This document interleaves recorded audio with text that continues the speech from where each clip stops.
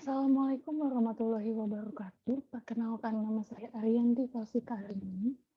Saya mahasiswa Fakultas Ilmu Komunikasi Universitas Pancasila. Pada kesempatan kali ini, saya akan membahas tentang perkembangan dari coronavirus di dunia maupun di Indonesia. Pertama-tama saya menjelaskan secara singkat apa itu COVID-19. COVID-19 sendiri atau yang dikenal dengan coronavirus disease 2019 adalah penyakit yang disebabkan oleh jenis coronavirus baru, yaitu SARS-CoV-2, yang dilaporkan pertama kali di Wuhan, Tiongkok pada tanggal 31 Desember 2019. Untuk perkembangan di Indonesia sendiri, Presiden Joko Widodo mengatakan kasus virus corona di Indonesia terungkap usai ada laporan warga negara Jepang yang dinyatakan positif.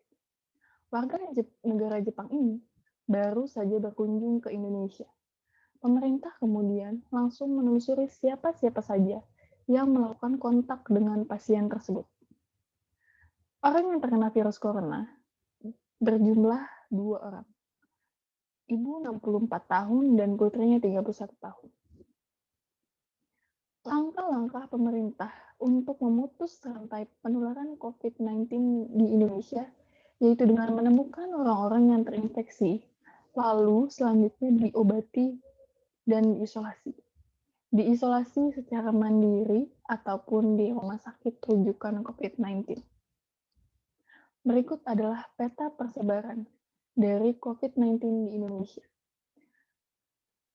Pada tanggal 15 November 2020, kasus terkonfirmasi berjumlah 497.735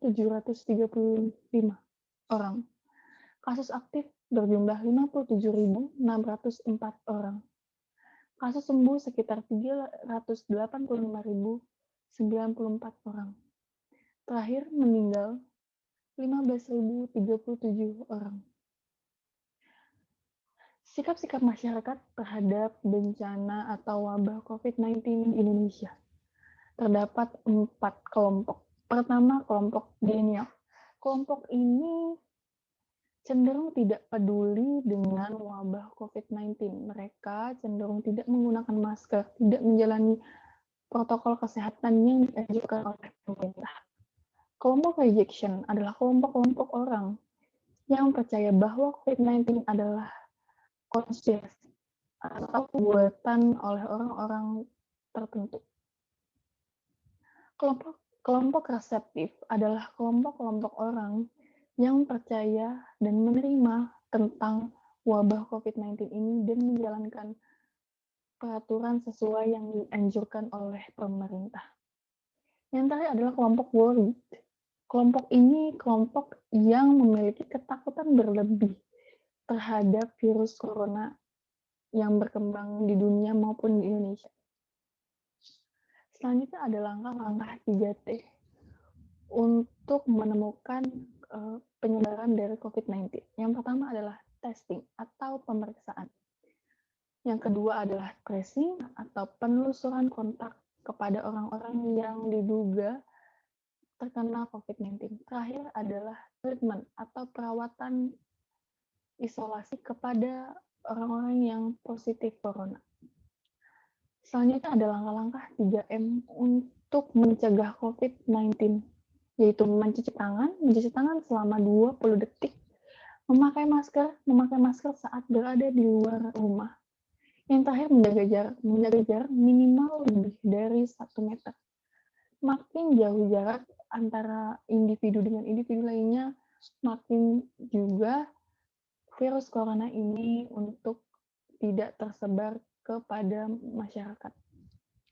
Upaya-upaya penemuan vaksin COVID di negara berkembang ataupun negara maju di dunia yaitu pertama, uji keamanan dan dosis vaksin. Yang kedua, vaksin uji keamanan dengan lebih luas. Vaksin uji kemajuan dalam skala besar, vaksin disetujui untuk penggunaan awal atau terbatas, vaksin disetujui untuk penggunaan penuh.